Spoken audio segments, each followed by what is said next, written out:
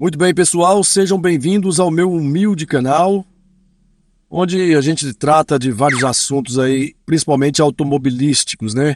É um canal de curiosidades, porque sou uma pessoa muito curiosa, gosto de aprender bastante aí com as informações que a internet nos proporciona. É o seguinte, eu tenho 2 vídeos de caminhões antigos que fiz aqui no canal. Vou deixar a foto de cada um para você dar um clique aí e assisti-los daquele jeito especial. E nesses caminhões eu não citei aí 2 marcas que também fizeram parte no passado aqui no Brasil. Mas o seguinte, eu não coloquei esses caminhões porque particularmente eu nem conhecia essas marcas. Porque assim, eu moro numa região aqui em Minas Gerais, onde praticamente essas marcas nem vieram na época, né, quando surgiram aí no Brasil.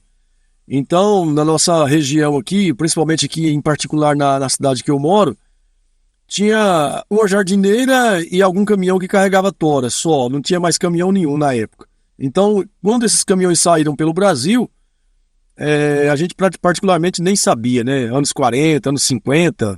Então, foi através de pesquisas que eu conheci esses caminhões. E o meu canal se chama Conhecimento justamente para isso, para que eu também aprenda junto com vocês aí, com essas informações legais que a gente encontra na internet, beleza? Vamos falar no vídeo de hoje dos caminhões Fargo, que o pessoal pediu para mim, alguns comentários aí pediram para falar dele, e também o caminhão International, né? Aquela marca americana que hoje é dona da gloriosa Navistar, que fabrica o glorioso Lunestar. Então vamos falar um pouco dessas 2 marcas. É um caminhões do passado de forma especial aqui no canal. Então, bora pro vídeo, deixe o seu like, seu comentário também é muito importante, a sua dica. Lembrando que as imagens que eu coloco aqui não seguem regra, são apenas imagens para caráter ilustrativo, né? Para o vídeo ficar bacana, mostrando ali do que a gente está falando, beleza? Então não segue regra.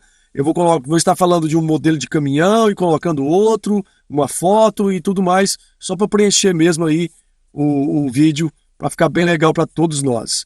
Então bora lá, já peça a sua inscrição, né, a sua dica, seu comentário é bem-vindo, com certeza.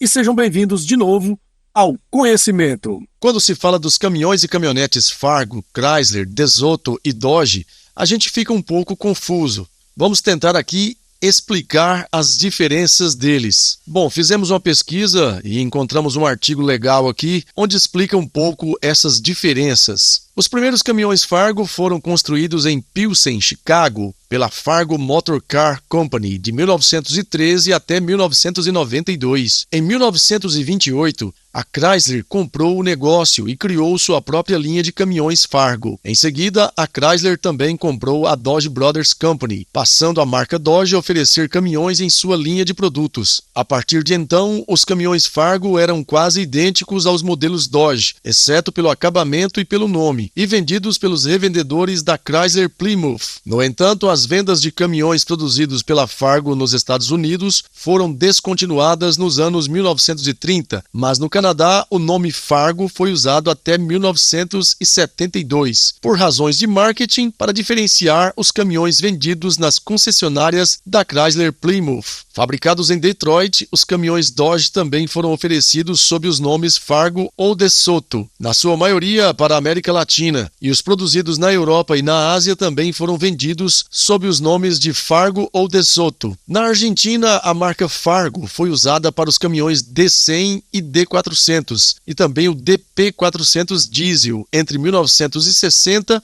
e 1967. Na Austrália, os modelos americanos e britânicos da Dodge, juntamente com as unidades montadoras no país, foram comercializados pela Chrysler Austrália, com os nomes de Dodge, Fargo ou DeSoto. Nos Estados Unidos, o nome Fargo chegou ao fim quando a Dodge se retirou do negócio de caminhões pesados em 1976, e na Europa em 1978, quando a Chrysler Europe foi vendida para a PSA Peugeot Citroën. A marca Fargo existia também na Turquia, fabricados pela Ascan, descendente da Chrysler Camion Montage Fabricatie, fundada em 1964 em Constantinopla. No Brasil, a empresa responsável de montar os caminhões Dodge, Fargo ou DeSoto foi a Brasmotor. A fábrica situava no município de São Bernardo do Campo, de onde esses caminhões eram importados sob a forma SKD. Recebidos totalmente desmontados, chassis e cabines eram soldados e pintados localmente, com a agregação de diversos componentes nacionais, inclusive peças estampadas pela própria Brasmotor. Os caminhões saíam de fábrica com carrocerias de madeira construídas em carpintaria própria. A capacidade média de produção era de 25 veículos por dia. Em agosto de 1948, a linha de montagem foi mecanizada, capacitando a empresa a montar também automóveis de marcas importantes como a Dodge, Plymouth e Chrysler. Em 1949, a Brasmotor adicionalmente assumiu a representação brasileira da Volkswagen, num grande momento em que a empresa alemã começava a despontar no mercado mundial. E é isso aí, um pouco da história dos caminhões Fargo para você. A International Trucks faz parte do grupo Navistar, que atualmente pertence ao grupo Traton, da Volkswagen, junto com a Scania, MAN e Volkswagen Caminhões e Ônibus. No mercado norte-americano, a empresa tem ótimos resultados, negociando cerca de 2.000 caminhões classe 8, que são os cavalos mecânicos, todos os meses, ficando à frente até mesmo da Volvo Trucks. Mas apesar do sucesso por lá, aqui no Brasil a marca tentou e não conseguiu conquistar o caminhoneiro. Conheça um pouco da história da International Trucks. A International nasceu como International Harvester, fundada em 1902, a partir da fusão de várias empresas, voltadas especialmente ao ramo agrícola. Os primeiros caminhões começaram a ser produzidos em 1907 e em 1926 a montadora chegou ao Brasil, produzindo caminhões importados dos Estados Unidos, que chegavam aqui desmontados. A empresa foi a terceira montadora a se instalar no Brasil, depois da Ford e a GM. Em 1954, a montadora nacionaliza a maior parte dos componentes para a produção do caminhão R164, que tinha peso bruto de 7,7 toneladas, onde em 1955 já produzia e montava totalmente as cabines para o modelo no Brasil, com exceção do para-brisa que era importado dos Estados Unidos. Em 1958, a empresa iniciou a produção do N184 com 10 toneladas de peso bruto, que seria substituído pelo NV184 no ano de 1960. Porém, em 1965, sem a produção e vendas terem se tornado rentáveis, a montadora suspendeu as atividades no Brasil pela primeira vez, com menos de 6.000 veículos produzidos.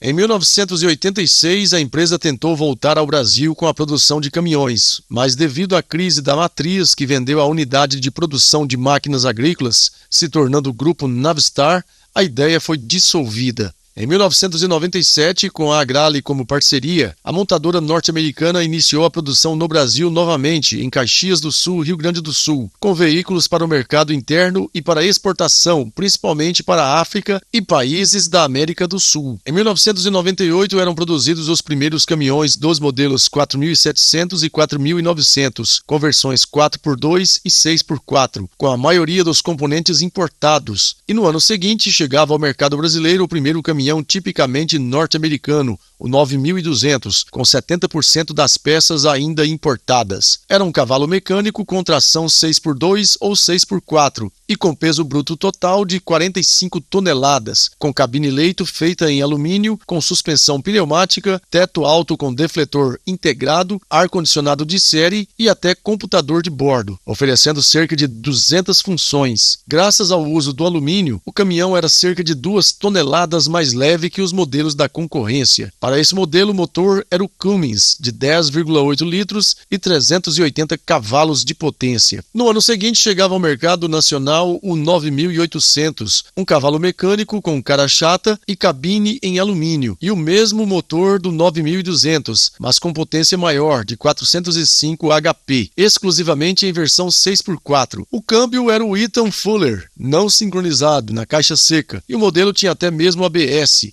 algo raro para o setor de caminhões. Em 2002, a montadora anunciou a paralisação das vendas no Brasil. Em 2003, produzindo apenas para o mercado externo, a montadora comemorava a produção de 1.204 caminhões em 12 meses, que para eles foi um recorde. E junto com os recordes, a montadora lançou o 9800i, uma versão atualizada do 9800, com motor Cummins de 380 ou 405 cavalos de potência, voltado para a América Latina, e 475 cavalos de potência para a África do Sul e Nova Zelândia, com a direção colocada à direita. Até 2008, havia sido produzidos 12.500 caminhões. Em 2009, a montadora mais uma vez disse que retornaria à produção de caminhões para o mercado nacional, em parceria com a Caterpillar. Mas isso não se concretizou. Em 2013, a montadora iniciou a produção de modelos para o Brasil em Canoas, no Rio Grande do Sul, em uma fábrica própria ao lado da MWM Motores. Eram fabricados os modelos 9800i e o Durastar, um semi-pesado com motor de 7,2 litros e potência de 280 HP. Apesar disso, a produção durou muito pouco. No final de 2014, a montadora suspendeu temporariamente a produção no Brasil, e esse temporariamente dura até hoje. O modelo 9200, fabricado por pouco tempo entre 1998 e 2000, teve poucas unidades vendidas, mas era o caminhão norte-americano para o caminhoneiro brasileiro. Uma pena que não fez sucesso. Será que hoje em dia nós teríamos os modelos LT e o Lunestar vendidos oficialmente por aqui? Tá aí um pouco da história da International Trucks. E é isso aí, amigos. Falamos de forma resumida dos caminhões Fargo e dos caminhões International. Caminhões esses que ajudaram a desbravar o Brasil no passado, de alguma forma. Se você tem alguma dica ou alguma informação relativa a eles, deixe o seu comentário aqui, porque a sua participação também é muito importante no nosso canal. E se você gostou do vídeo, deixe o seu like e faça sua inscrição, que com certeza vamos ficar muito felizes e procurar mais artigos legais como este. Meu muito obrigado e até o próximo vídeo.